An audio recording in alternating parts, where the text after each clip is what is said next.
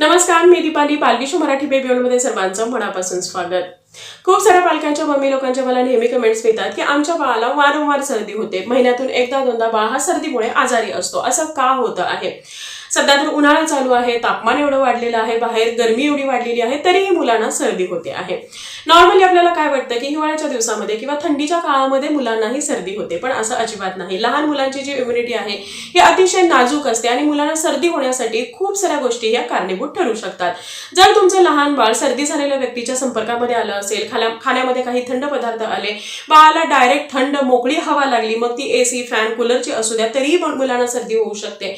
पाण्यामध्ये खाण्यामध्ये वातावरणामध्ये जर बदल झाला तरीही मुलांना सर्दी ही होऊ शकते. आता सर्दी होणं हे काही वाईट लक्षण नाही. उलट सर्दी जर झाली असेल आणि ती चांगल्या पद्धतीने बाहेर पडली तर मुलांच्या छातीमधला जो कफ आहे हाही बाहेर पडतो.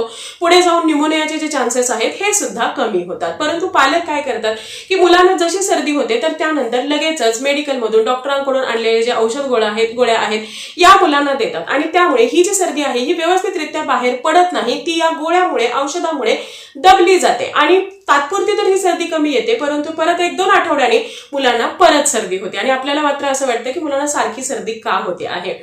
तर नॉर्मली मुलांना जेव्हा सर्दी होते ना तर त्यावेळी पटकन हे जे काही मेडिसिन्स आहेत हे देण्यापेक्षा जर तुम्ही घरामध्ये काही आयुर्वेदिक उपचार किंवा होम रेमेडीज करत असाल आणि त्यामुळे जर बाळाचा कफ बाहेर पडत असेल तर एकतर मुलांना परत लवकर सर्दी होणार नाही, शिवाय सर्दीमुळे हे जे काही पुढे जाऊन क्रिटिकल कंडिशन्स तयार होतात तर त्यापासून ही मुलं हे प्रोटेक्टेड राहतील. आता तुम्हाला माहित असेल की गेल्या आठवड्यामध्ये अद्वैतला आणि आदित्यला दोघांना सुद्धा सर्दी झाली होती आणि अद्वैतच्या बाबतीमध्ये अद्वैत आता 8 वर्षांचा आहे, पण आतापर्यंत मी त्याला कधीही सर्दीचं किंवा जे इतर मेडिसिन्स आहेत हे दिले गेले नाहीत. त्याला फक्त आतापर्यंत पॅरासिटामॉल मी दिलेलं आहे.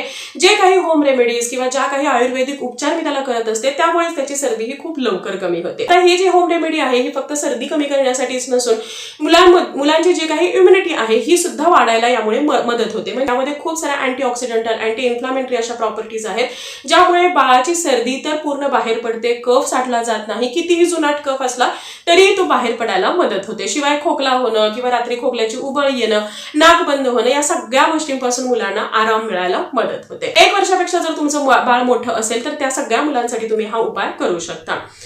आणि हा उपाय करण्यासाठी तुम्हाला काय करायचं आहे, एक सिंपल आपण काढा बनवायचा आहे. मी सुद्धा प्रत्येक वेळी अद्वैतला हा जो काढा आहे हा जशी त्याला सर्दीची लागण होते तर त्यानंतर देते आणि त्याचमुळे 2 दिवसामध्ये त्याची जी सर्दी आहे व्यवस्थितरित्या बाहेर पडून प्रॉपर सुकली जाते आणि नंतर त्याला लवकर सर्दी सुद्धा होत नाही. हा काढा बनवणं खूप जास्त इझी आहे. यासाठी तुम्हाला 1 कप पाणी घ्यायचं आहे, त्यामध्ये थोडीशी हळद, 1-2 लवंग, 1-2 काळी मिरी तुम्हाला घालायची आहे.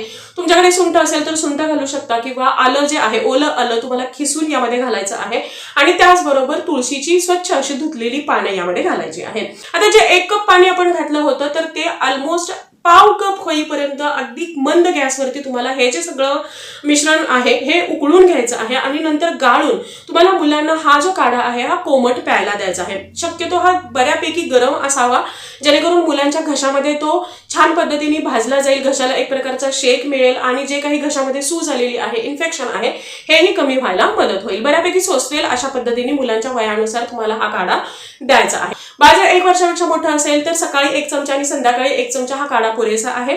2 वर्षाच्या बाळाला 2-2 चमचे देऊ शकता. आता बाळ कितीही मोठं असलं तरी 5-6 चमच्यापेक्षा जास्त प्रमाण तुम्हाला करायचं नाही, कारण यामुळे मुलांची हीट ही वाढू शकते. मुलांना जरी सर्दी नसली तरी सुद्धा महिन्यातून 1-2दा तुम्हाला हा काढा मुलांना द्यायचा आहे.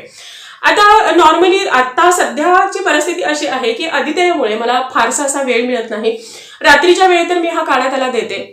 शिवाय हा काढा पिऊन झाल्यानंतर एक अर्धा ते पाऊण तास मुलांना काही आपण खायला किंवा प्यायला देऊ शकत नाही, त्यामुळे रात्री तर हे शक्य होतं. परंतु सकाळच्या वेळेमध्ये जेव्हा त्याला स्कूलला जायचं असतं, नाश्ता करायचा असतो, काहीतरी खायचं असतं, सकाळचं आवरायचं असतं, तर या वेळेमध्ये मला हा काढा बनवणं शक्य होत नाही. शिवाय सकाळची खूप जास्त गडबड सुद्धा चालू असते, टिफिन बनवायचा असतो, सगळं आवरायचं असतं आणि अशा दरम्यान हा काढा देणं किंवा त्यानंतर एक अर्धा पाऊण तास थांबणं या सगळ्या गोष्टी पॉसिबल होत नाहीत. आणि यासाठीच मला काहीतरी असं क्विक सोल्युशन हवं होतं की जे काढ्या एवढंच इफेक्टिव्ह असेल, रादर त्याच्यापेक्षाही जास्त इफेक्टिव्ह राहील की जेणेकरून मुलांना होणारा जो त्रास आहे हाही कमी होईल.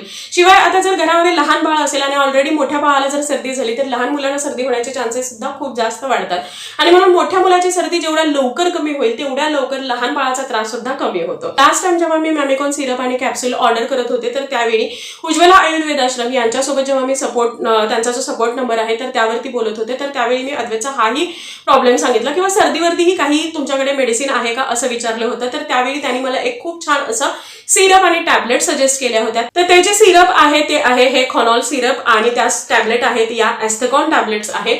आता जे आपण काढ्यामध्ये घालतो तर ते सगळे पदार्थ यामध्ये सुद्धा आहेत. शिवाय यामध्ये 2 एक्स्ट्रा पदार्थ आहेत ते म्हणजे कंठकारी आणि आडुळसा. आता कंठकारी आणि आडुळसा हे सुद्धा मुलांचा कफ बाहेर पाडण्यासाठी, सर्दी कमी करण्यासाठी, इन्फेक्शन कमी करण्यासाठी खूप जास्त फायद्याचं आहे. शिवाय मुलांना जर दम्याचा त्रास असेल तर त्यापासून सुद्धा मुलांचा आराम मिळण्यासाठी हे जे सिरप आहे ज्याचं नाव आहे खॉनॉल सिरप हे खूप जास्त फायद्याचं आहे. शिवाय हे 100% आयुर्वेदिक असल्या कारणामुळे याचा कोणताही साईड इफेक्ट लहान मुलांच्या शरीरावरती होणार नाही. त्यामुळे आरामामध्ये तुम्ही हे बाळाला देऊ शकता. मी अद्वैतला हे जनरली 10 ml कोमट पाण्यामध्ये डायल्यूट करून काढ्याप्रमाणे हे प्यायला देते आणि सकाळी आणि संध्याकाळी तुम्ही हे देऊ शकता. मी हे अद्वैतला सकाळच्या गडबडीच्या वेळेमध्येच देते. आता यामध्ये हळद आहे, अडुळसा आहे, तुळशी आहे, सुंठ आहे आणि या सगळ्या ज्या गोष्टी आहेत त्या मुलांचा जुनाट कफ जो आहे हा बाहेर पडायला मदत करते.